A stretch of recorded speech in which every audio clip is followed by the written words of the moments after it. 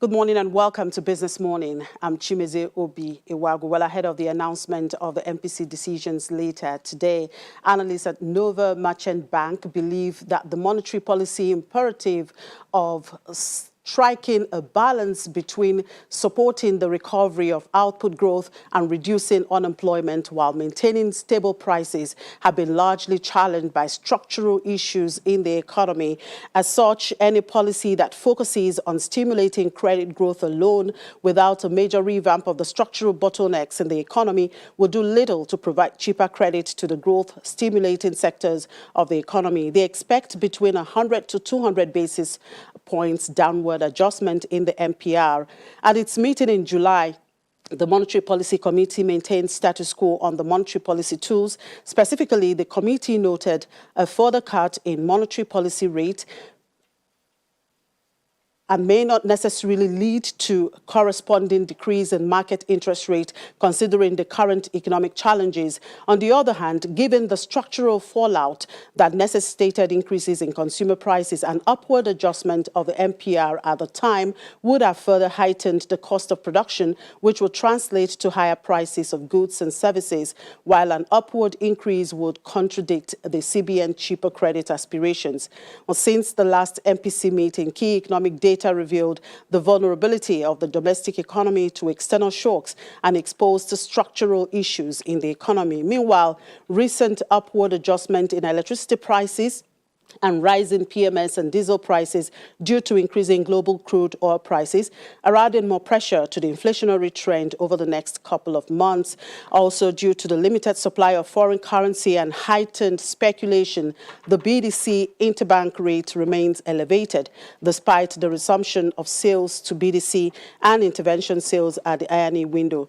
Well, we'll see how that goes later today, and don't forget to join us live as we dissect the issues by 1:30 this afternoon.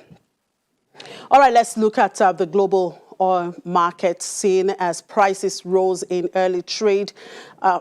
Early today, pairing sharp overnight losses as the latest tropical storm in the Gulf of Mexico lost strength, but worries about fuel demand persisted with flare-ups around the globe in coronavirus cases. Brent crude futures rose 14 cents to $41.58 a barrel.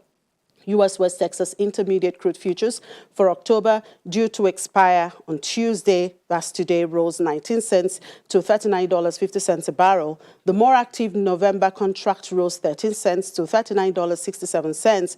Crude prices, which fell about 4% on Monday, steadied as Texas refineries stayed open despite forecasts of heavy flooding, with Tropical Storm Beta expected to keep losing strength, allaying worries about U.S. refinery demand for feedstocks. Monday's price slump was spurred by concerns that an increase in coronavirus cases in major markets could lead fresh lockdowns and hurt demand. That raised the possibility that Libyan oil could return when it isn't needed.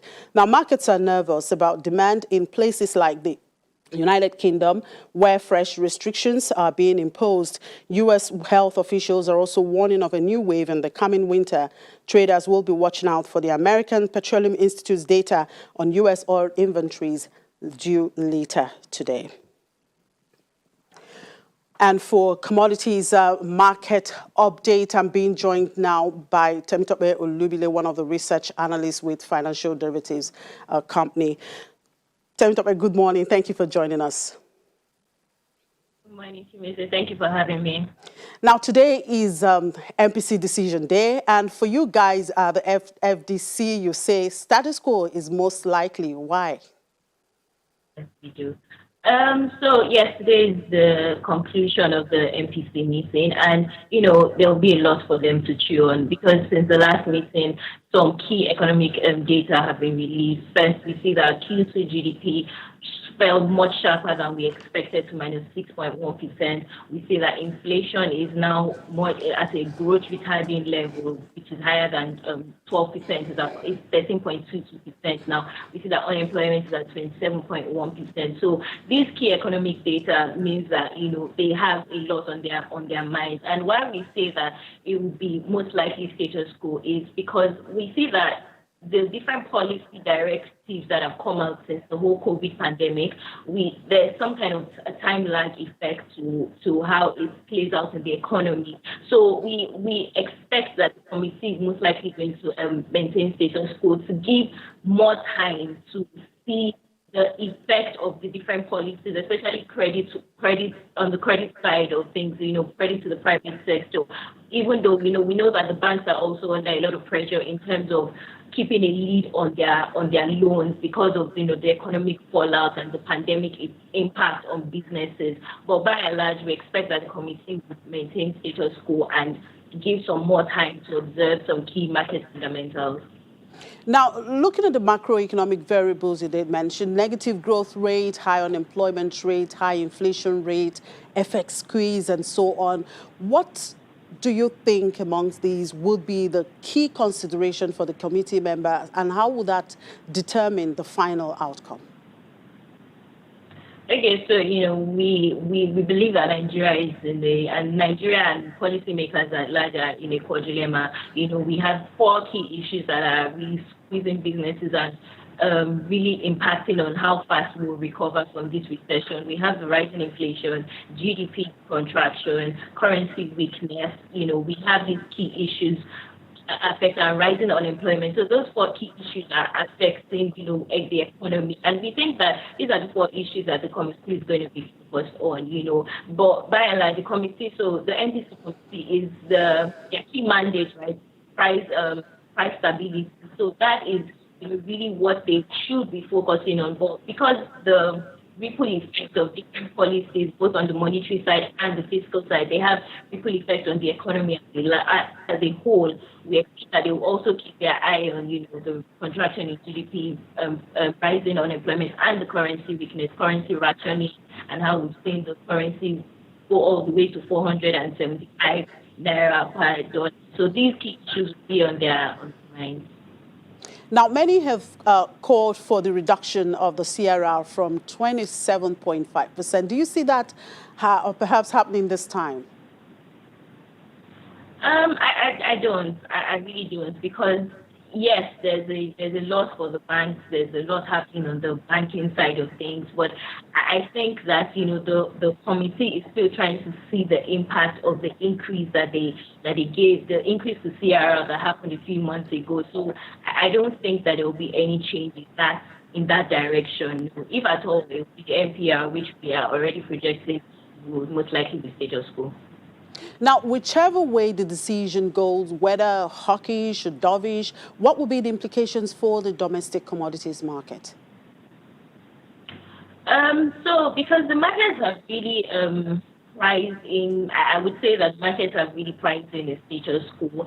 I don't, foresee any significant shift or any significant policy direction that will move the needle as such, or it's either it's not enough to move the needle, or there will be some time lag effect before you actually see some changes in the market. So for the short run, I don't expect that any decision would impact the market greatly. Now, looking at the global oil market space, the price of Brent has dropped significantly, and we've seen the possibility of Libya resuming production. How much of a threat is it to oil-producing countries, and Nigeria in particular, given that Nigeria's production is down already? Oh, it's a big threat to, the moves that OPEC has been making to try on the supply side of the oil market since the pandemic. We see that, OPEC has consistently called out members that are producing above their quota. So for Libya, that hasn't produced at a very now to, come out with this news of an increase in their production at a time of weak demand. We're already having some concerns of demand recovery. I think there will be another lockdown in some key, oil using or used, countries. So it's not a good time for for OPEC, and it might shift. I expect that it will shift some OPEC decisions. It have an impact on OPEC decisions, because that is a significant in supply at a time where the oil demand and supply dynamics are still not where they were pre-COVID. So it would have an impact in OPEC, and it would be something for OPEC to really look out for. All right. Meanwhile, back here, facts disbursements are up 0.84% to on higher VAT collections and other royalties. What does that tell us? We can do without oil money, right? So I mean, it shows a trend. We see that for Q3. So this fact disbursement that came out was September. So on average for Q3, we had that fact disbursement was about 669 billion naira, and that's up 3.89% from what it was in Q2. And we of course it's coming from a low base because oil price in Q2, that was when we saw the significant crash, in oil price was negative. So, it was really coming from a low base where we see that, that's good news in terms of, states that are in their need of, funds from the federal government and, for both capital and recurrent expenditure. So we have that positive impact of good news for today, yes.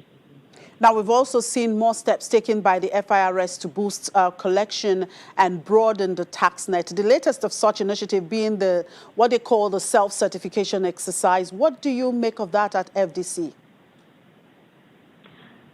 So I mean, at the time of revenues as at an all-time low, we expect that the government is looking for different ways to boost its revenue from taxes and from other states, thinking out of the box to boost revenue. But the main thing for them to really look out for increasing the tax collection. It's not a time to put more taxes across board because that is already see that impact in Lagos, some businesses in Lagos already feeling the impact of multiple taxation. So it's really time to just hamper down on your tax collection, have, technology, have those initiatives, boost your tax net and your tax collection. That is really what to be focusing on right now, to boost your revenue and to, prevent, people's circumstances. Now, looking at the development in the Forex market, the CBN has come up with a raft of new guidelines and investigation into activities there. Do you think that this will help stabilize the Naira or create more speculation in the market in the short to medium term? So I think right now, like you mentioned, it's really the speculative demand that is having an impact on the Naira, right? Because we see that, as we open up the economy more, we see that increased Forex demand. And, on the side of the CBN, we now see that, there's Forex rationing. But, it's really just the impact of these policies on the signals it sends to investors, right? Because investors are stuck, we've seen reports of investors stuck with money because they cannot repatriate their funds because there's no Forex available. So there's that signaling effect that you're sending to investors who you need their inflows right now. You need their dollar inflows. So it's that we understand that there's a need to ration the Forex, but there's also need to clear your backlog. Yeah, I think that's the first thing to do. As more demand, as the Forex demand increases, first of all clear the backlog that has accumulated over the month. That would significantly ease the pressure, the Forex demand pressure. I think that's the first thing and the most important thing for them to do now. All right, let's look at commodities. While the price of Brent is falling, the price of cocoa, Nigeria's major agri-export, is going up. Soybean price is also on the increase on the global commodities market. What do you think Nigeria can do to take advantage of the present situation to increase its non-oil revenue? Okay, yeah, it's important to mention that because before Nigeria can take advantage of these increased prices in, say for instance, cocoa, which is a key non-oil commodity, there's some key things for it to do. So we say that, in agriculture and things like increase the farm gate price. Basically, farm gate price is just the price paid to the farmers for their commodities. And at a time when, these farmers are already dealing with the COVID impact, it's that increase is basically just to, ease the pressure on them from the big impact. But before Nigeria can really benefit from this increase in one of its key export commodities, there are key issues for it to resolve, like border closure, your exchange rate has to be competitive before you can enjoy, these benefits. You have to invest in, the agri sector, and this you see that initiative coming from, the CBN, directing banks, increase loans to the agri sector to 10%, to increase their loan exposure to the agri sector to 10%. So, we need to see that impact. That impact needs to manifest before Nigeria can really start to benefit from an increase in cocoa price. Looking at the commodities price movement, what are the factors driving prices at this time, and what is the outlook as we gradually approach the festive season? Okay, so we see that, there's still the harvest season playing out in some commodities. We see that, there's also, we would soon start to see the impact of, unfavorable weather conditions on, commodities like rice. We'd also see the impact of, the maize initiative, giving exemptions to 4 companies to import maize. We'll start to see that impact on the maize side.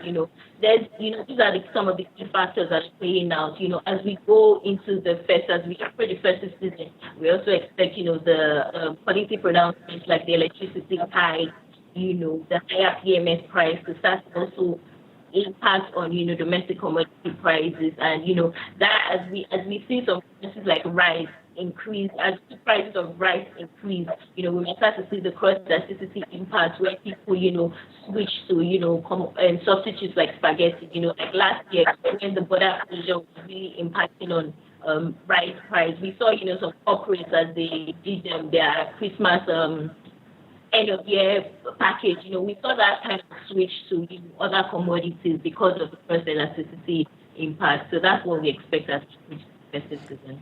Right. Talking about the electricity tariff and, of course, the increase in petrol prices, transportation fare, according to the NBS, of course, has gone up significantly. How much impact do you think that would have on food and headline inflation for September and perhaps that of October? We expect that it will have an impact because this policy pronouncements were, beginning of September. So, we already have food inflation above 14% presently. So we see that, as higher PMS price means that before commodities can be transported from one market to another within the Lagos metropolitan city, we would see that, increase in commodities. We'll see that transfer of the burden to consumers. So we expect that would, these pronouncements would have an impact on inflation, and we're already seeing some commodities already increasing in price because of the policy announcements. All right, looking at one of the downers you have there, you say Emirates ban could affect air freight and cargo. Could you expatiate on this? So yeah, we see that the policymakers have banned some carriers from entering into Nigeria.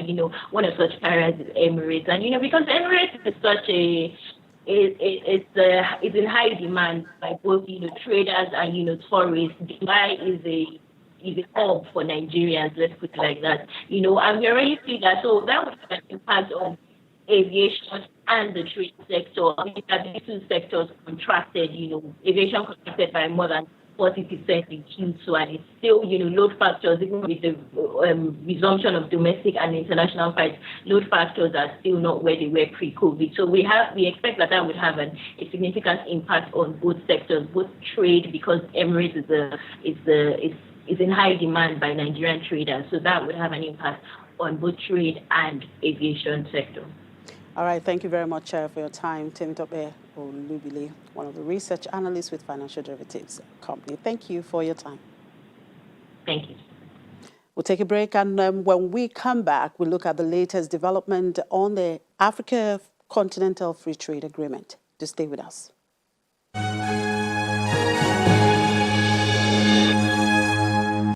Well, as the takeoff date for the Africa Continental Free Trade Agreement draws closer, Nigeria, the most populous country in Africa with around 200 million people, among few other countries, is yet to ratify the agreement. The Minister of Trade and Investment, Mr. Niyi Adebayo, said Nigeria is currently in the process of securing approval to ratify the African Continental Free Trade Agreement soon. Meanwhile, members of organized private sector and international trade experts have lamented the lack of preparedness by countries within the African sub-region for the takeoff of the agreement. Well, the Secretary General of the AfCFTA Secretariat, His Excellency Mr. Wamkele Mene, is in the country to meet with the Nigerian authorities, and he joins us this morning to give us an update on the level of preparedness of African countries towards the takeoff of the trade deal. Good morning, Your Excellency. Thank you for joining us on the show.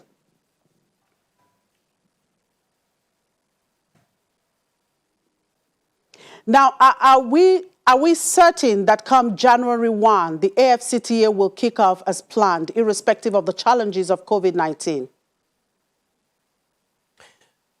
Yes, we have to proceed with implementation of the AfCFTA, and particularly the trading date that was postponed by the heads of states. You and I discussed that in detail the last time I was on your show. And the heads of states have made it clear that this time around we are going to proceed as planned for the 1st of January 2021. And already preparations are underway for the outstanding negotiations to be concluded by the end of the year. Now, you have been meeting with Nigerian authorities. How ready is the country to ratify this agreement?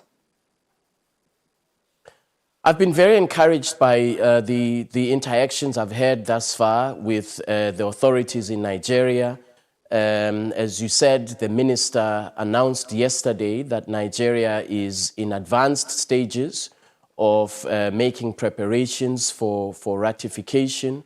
Of course, we understand that every country has its own legal requirements for undertaking ratification of an international instrument, and those have to be respected.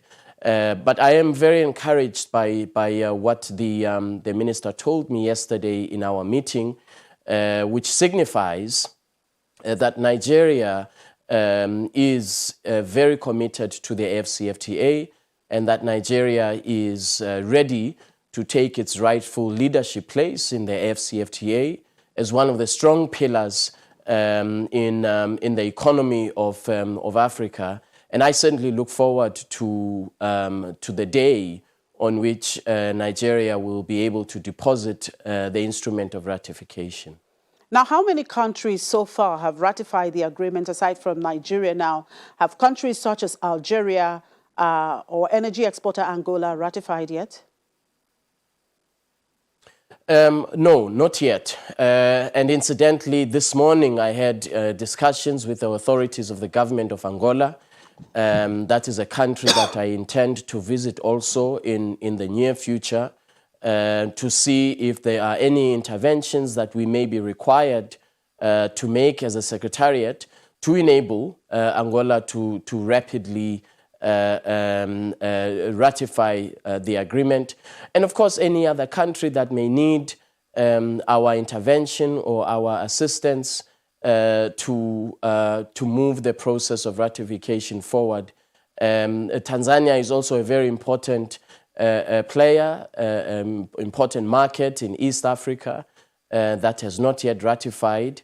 But I must stress that, of course, countries have different legal requirements for ratification. We have to respect those, but at the same time, where we can, we want to move speedily towards ratification so that this agreement reaches universality in Africa, and so that ultimately all 55 countries in Africa are state parties to this agreement.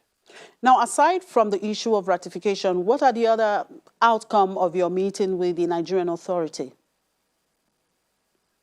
Well, we agreed that we will work together, we will collaborate, the African Continental Free Trade Area Secretariat and the government of Nigeria will collaborate to work on a range of very important issues, the fight against transshipment of products, building the institutional capacity of the African Continental Free Trade Area Secretariat itself, improving the participation of women in trade, opening opportunities for small, medium enterprises, opening opportunities for young people in trade. All of these things we discussed, and we agreed that we're going to collaborate and work together because we share objectives. We have common objectives about Africa's economic development. We have common objectives about Africa's trade trajectory and how we should boost intra-Africa trade in terms of industrial development, large-scale manufacturing, productive capacity. All of these things we definitely share with the authorities and the government of Nigeria. And I look forward to working with the government of Nigeria to ensure that we put an action plan in place that will advance these objectives. Now, the rules of origin remain a significant instrument in the success of the AfCFTA, and this has been the biggest worry about AfCFTA. Where are you in ensuring compliance to rule of origin, and what framework is in place to ensure compliance? There is some work that still has to be done on rules of origin. The latest development is that at a technical level, the work is about 85% done. It is ongoing work that they are doing virtually because of COVID-19. We expect that this work must be concluded, it must be done in accordance with the directives of the Assembly of Heads of States so that trading can take place from the 1st of January 2021. Now, rules of origin is very important for Africa's industrial development and very, very important for the prevention of transshipment of goods, for the prevention of fraudulent invoicing, and a range of other customs-related and customs administration-related challenges.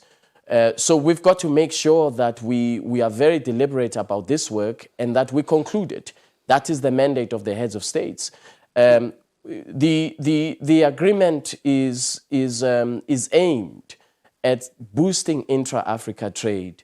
And so if the rules of origin regime that we have is not sufficiently, if the threshold is not high enough that it fosters industrialization in Africa, it becomes a futile exercise. And so it's very, very important that we enforce the rules of origin that we will ultimately agree to. And second, that we build the capacity of our customs authorities to enforce the new rules, because there will be new rules, to enforce the new rules of the African Continental Free Trade Area, the new rules of origin. And this is going to be a significant challenge. It is already a very comprehensive agreement, and so individual countries will have to build their capacity. We will work with them, of course, to build the capacity of the customs authorities to do all of these things that I've just mentioned, of fighting the problem of transshipment.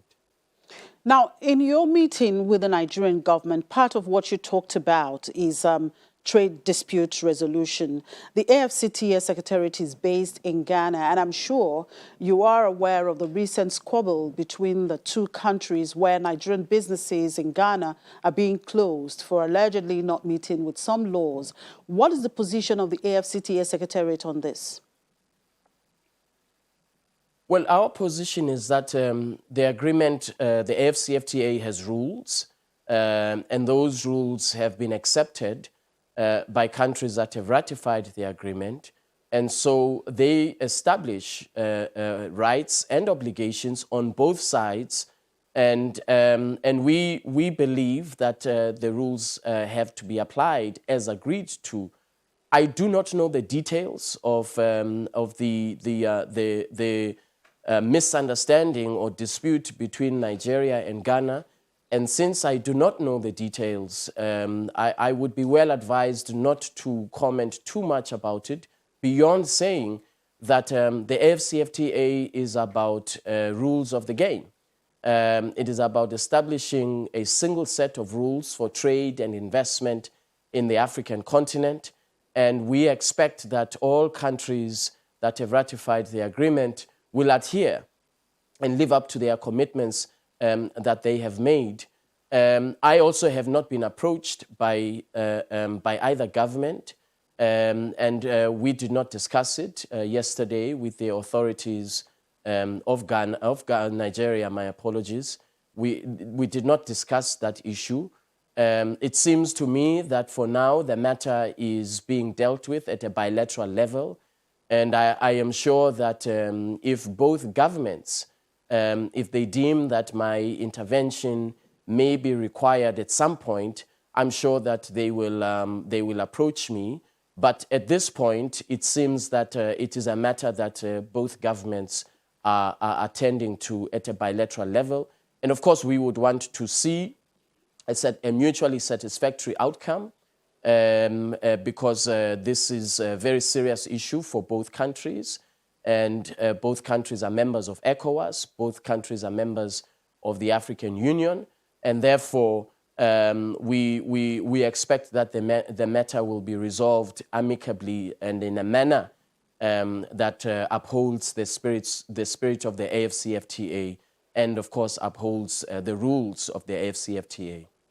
Now, how are you dealing with the issue of protectionism and, of course, the COVID-19 experience that have disrupted global supply chains? The matter of protectionism is not new. It has not arisen as a result of COVID-19. I think COVID-19, of course, accentuated it. It exacerbated the problem, but it has always been there. If you look at the so-called trade wars between China and the United States and how that has negatively impacted on the rest of the world and the rest of the global economy, whether you are talking about its adverse effects on capital markets or you are talking about its impact on the primary commodities market, causing global commodities markets to be subdued. Trade tensions, trade protectionism have this impact on the global economy. But I am very encouraged because what we've seen is that as tensions rise, as trade tensions rise, as countries increase trade protectionism around the world, Africa has been doing the opposite. Through the AfCFTA, we have been reducing intra-Africa barriers to trade. The agreement is very clear. We intend to reduce barriers to intra-Africa investment. We intend to eliminate non-tariff barriers that hold back and constrain investment and growth and trade. We have a mechanism in place to eliminate non-tariff barriers. And of course, we are going to significantly reduce tariffs amongst ourselves to zero in over 90% of products by the 15th year, starting from next year onwards. And so the direction that Africa has taken is that of the opposite of where the rest of the world was going. It has been to, as I say, to reduce intra-Africa barriers to trade, whether they are investment or non-tariff barriers. Our intention is that by the year 2035, we have doubled intra-Africa trade. You cannot have a doubling of intra-Africa trade from the 16% where it stands today. You cannot have doubling of intra-Africa trade if you have protectionism in place. It is simply not going to happen. And therefore, we've got to be very aggressive about implementing this agreement, particularly as it requires us to reduce barriers to intra-Africa trade, to reduce tariffs and to reduce non-tariff measures that, that are in place across a range of countries. Nigeria dramatically closed off its borders with neighbors last August, a move that is said aimed at preventing smuggling, but the step was said to have been carried out unilaterally and breached free trade agreements among ECOWAS members. What implications will this have on the AfCFTA? Well, once again, the agreement on the rules is clear. Our role as a secretariat is to ensure that the rules are applied and are implemented by each state party, and that the rights and obligations are applied and implemented about each state party. So any matter that arises between state parties, any dispute or potential dispute, must be resolved in accordance with the rules that we have agreed to. And so one of the very positive factors about this agreement is that it, for the first time, it establishes a platform, for a Pan-African platform for the resolution of disputes amicably without having to go to national courts. And so to the extent that a dispute or a potential dispute arises, the agreement establishes the channels for how such a dispute will be resolved. And this is something that investors are looking forward very much to, because it offers them an opportunity for an efficient resolution of any disputes that, that may arise. And so we will take every matter on its merits, every dispute on its merits, every potential dispute on its merits, and apply the rules, and hopefully we can have an outcome that all parties will be willing to accept. This is the future that we have to take in Africa for enhancing intra-Africa investment and for enhancing investment confidence in Africa. Now, considering the planned takeoff of this AfCFTA by January 1, do you think it's time for Nigeria to actually open up its borders? Because investors here in the country, business people here in the country are calling for the reopening of the border. What's your take? Do you think it's time for Nigeria to open up this border? Well, I think the Nigerian authorities will make an assessment and then make a determination about when to open the borders. I know that Nigeria is aware of its obligations in respect of neighbors arising from the ECOWAS agreement, and also when Nigeria does become a state party, also from obligations that arise from the AfCFTA.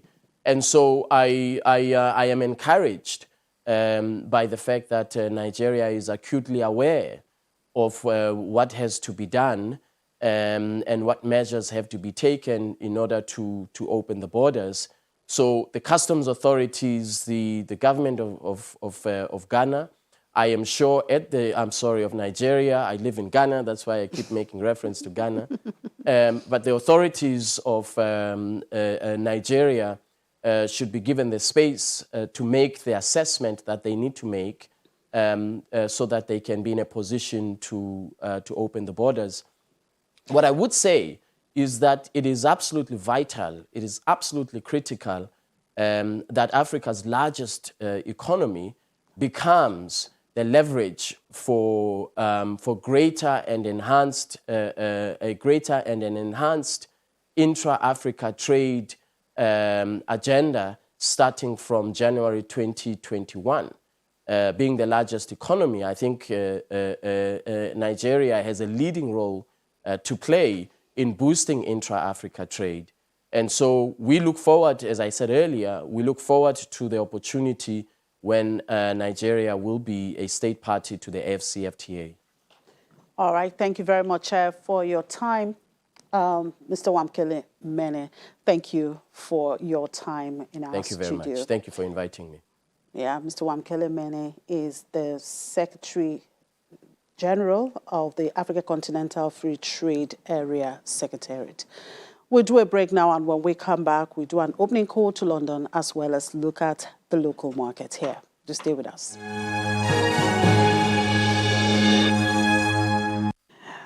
And for updates from the streets of London, we have Juliana now. Good morning, Juliana. Well, shares in London had their worst losses in more than 3 months yesterday amid fears that a second wave of coronavirus cases will force the government into harsh lockdown measures that will damage the economy.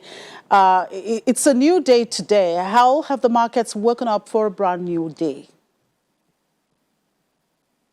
Well, a little bit better than it was yesterday. Yesterday, we actually lost £52 billion on the FTSE All-Share, just to show you how bad it was. That's the market share that was lost. But today, a little bit better. The FTSE 100, that's up 0.4%. FTSE 250, the domestic market, is down 0.5%. And sterling is still slipping against the dollar, down by 0.5%. I suppose all investors, not just in London, but across the world, will be focusing on the House of Commons. Prime Minister Boris Johnson will address ministers there at 12:30, and we are expecting him to announce a second national lockdown in the UK, albeit a less restricted one. It is still going to affect lots of people. Several cabinet ministers, senior ministers in Boris Johnson's government have been speaking across the media. And what we're expecting is that the Prime Minister's slogan to start going back into the offices will be reversed, and he will be encouraging people to work from home. We're also expecting either pubs, bars and restaurants to be shut, or for there to be a curfew at 10 p.m, which may include only takeaway service being delivered at your favourite restaurant. So there's a lot up in the air at the moment. A lot of hospitality business owners not happy about this whatsoever. So there's all to play for. But yes, everybody is closely waiting for that update from the Prime Minister. Talking about hospitality business, of course, another bad news from the UK, while the government prepares to announce that pubs and restaurants must close at 10 p.m. Whitbread, the hotel and restaurant chain, is cutting up to 6,000 jobs.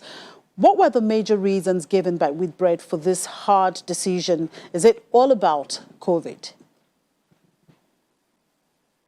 Well, it is all about COVID. Any job loss at the moment is COVID-related or some sort. And it's not been a great year for Whitbread.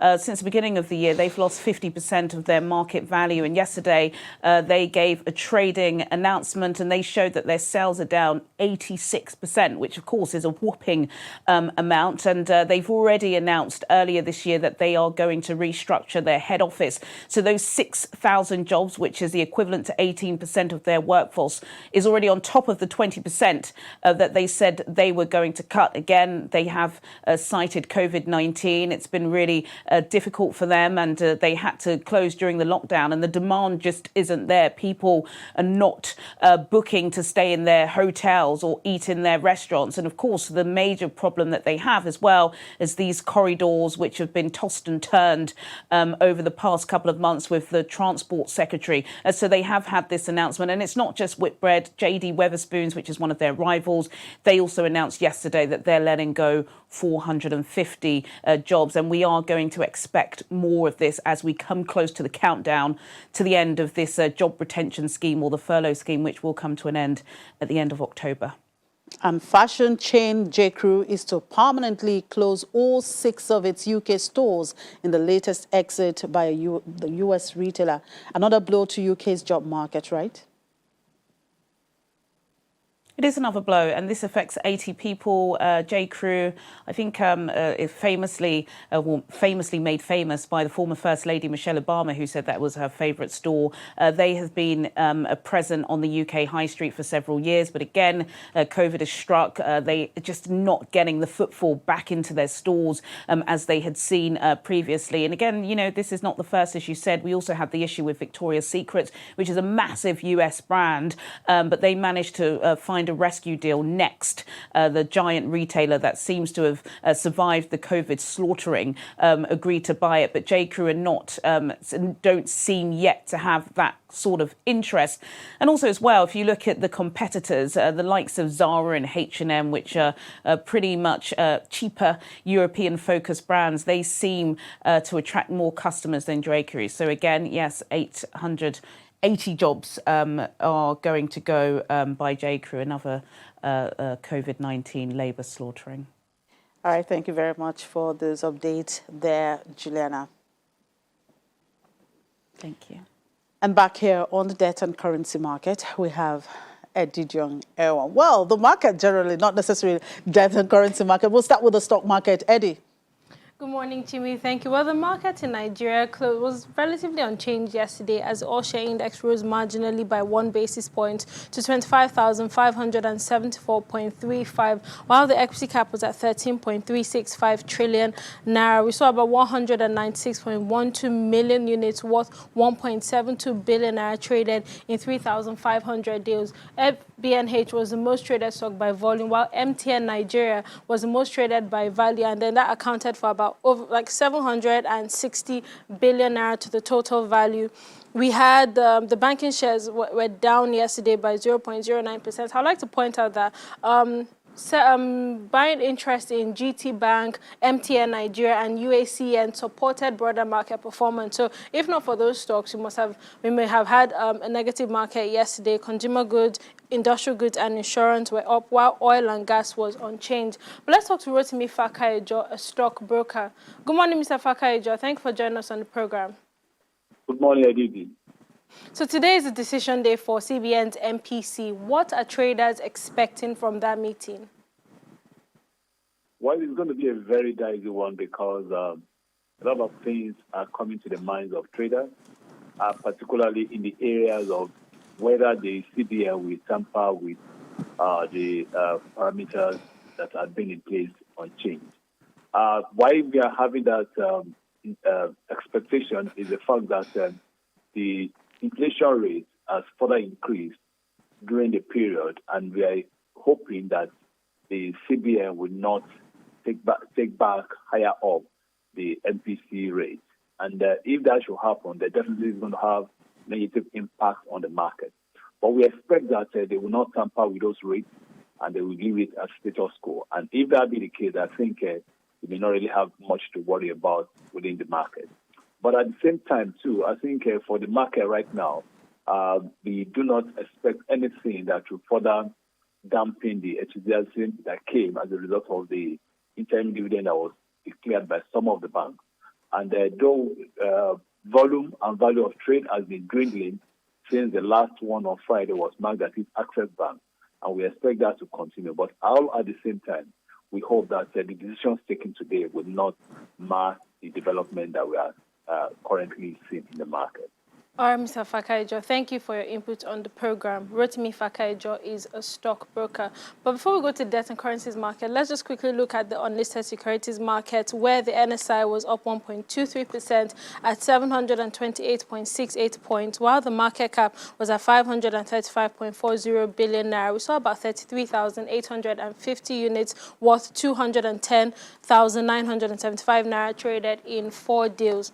The bond market was bearish yesterday as average yield expanded by about 3 basis points. Now, we saw sell pressure on the March 2050 bond. We had 34 deals worth 13.90 billion naira. The Nigerian Treasury bills market was a bit quiet yesterday, but it was also bearish. We had 3 deals on that counter worth 55.31 billion naira, while the OMO market was bullish as yields declined on that counter. We had 40 deals worth 82.00 billion naira. But I guess we'll have to leave it here on the market review for today, Jimmy.